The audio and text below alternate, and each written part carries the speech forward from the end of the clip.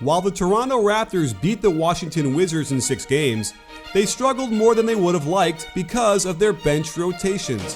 One key injury threw everything out of alignment for Dwayne Casey, and it led to him putting a rare combination on the floor to turn this series in their favor.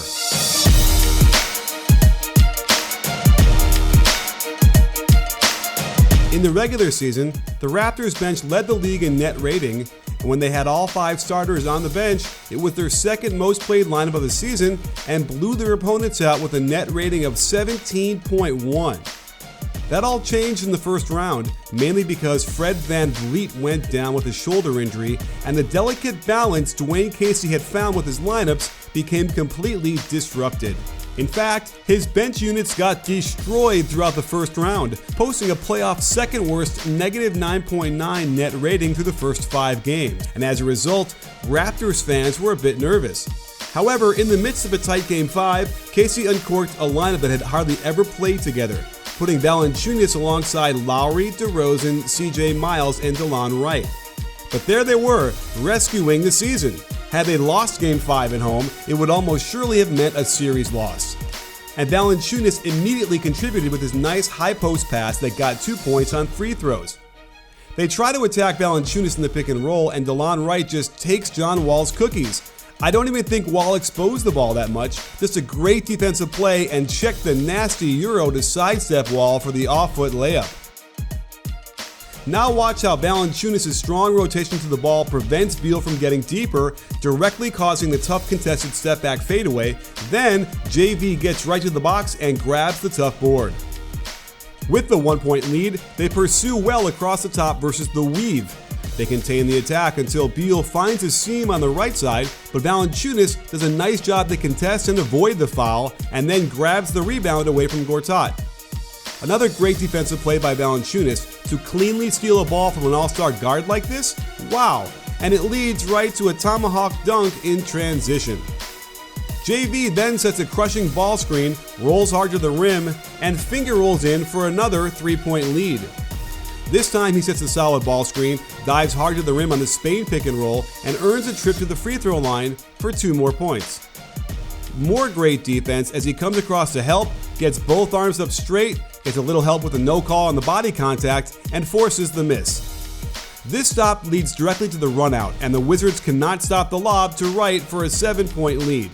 Finally, Scott Brooks went small to attack Valanciunas, but it was too little and way too late. They get Morris attacking to the hoop, great stunt by Wright, then a recover, and JV is there for the great contest, and Lowry boxes out Morris. Again, fantastic energy and movement by Valanciunas to hedge and stop the ball handler, then sprint back to the spot-up shooter to contest this into a bad miss. The icing on the cake was abusing the small lineup down low, as Valanciunas gets 2 shots at tipping it in over the smaller Wizards. And in Game 6, the welcome sight of Fred VanVleet suited up and ready to go was a relief to everyone in Jurassic Park. And he didn't disappoint. With another 5-point deficit to start the fourth quarter, he propelled them to the lead and control of the game, hence the series, that they never relinquished. On this possession, it's Poeltl who shows the effort by doubling the ball, then hustling back hard to pressure this miss at the rim. And then watch how he runs the floor hard, no one picks him up, and he earns 2 free throws. Still down 3, Poeltl contains Wall nicely, then beautiful contest of the pull-up. That shot doesn't go in, and Poeltl pursues and gets the rebound. On the pick and roll, VanVleet gets right into the middle, and this forces a switch of Gortat onto him. This becomes important in a second. They try to run a handoff, but then find VanVleet wide open when Gortat was unwilling to leave the paint area, and this game is all tied up. Down 2, they can't get the ball into VanVleet. Fantastic defense by Beal, so Siakam has to make something out of nothing, and it was a big jump hook to tie the game. It's VanVleet's turn to defend Beal, completely taking away this cut the first time and making him work that much harder to get open. He does get into the lane, but Poeltl stays with it and pressures the miss. VanVleet grabs the board and draws another foul from the Wizards. Here's Poeltl again. Off the switch of the pick and roll, he takes advantage of Wall and keeps the possession alive. More great Poeltl play. He steps up to hedge and stop the ball handler cold, sprints back to cover Gortat, then turns around to get in the way of the drive. This retreat causes another turnover by Wall, and they're off to the races. This is a great way to get a transition three, follow the ball for the pitchback, wide open splash. The Wizards run a nice swing into a step-up screen. Wright is supposed to force the ball to the sideline, but Lawson gets right into the middle. Check Pirtle's effort to challenge without fouling, forcing another miss. Sometimes events on the floor all come together, and while it might be random, you've got to take advantage. On this open court turnover and scramble, Gortat ends up guarding Wright. VanVleet immediately sees it, they get the ISO for him on the wing, and check the nice crossover into the middle, then spin move back to the baseline, 2-foot jump leaning and stretching with the left hand over the 7-footer. Another two-man game between Beal and Gortat gets physical. Beal gets a lane, but the athletic ability of Siakam allows him to swat this shot out of the air from behind.